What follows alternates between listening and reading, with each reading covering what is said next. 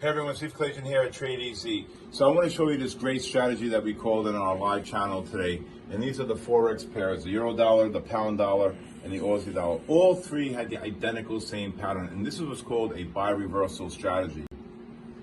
And you can see I always go from left to right. Look at the 15-minute, the 5-minute, the 15-minute here, 15-minute here as well in the Aussie dollar. And you can see that the MACDs were negative below the pivot. My algorithm turned positive, right? Nice big buying pressure here on the pound dollar, right? So the 15-minute time frame correlated with its 5, right? We got this beautiful long pattern here exactly at 10 o'clock. Beautiful, we call the long here on the pound dollar. We call the long here on the euro dollar. We call the beautiful long here on the Aussie dollar. This is the first pullback on the 5-minute time frame after the 15-minute time frame is correlated.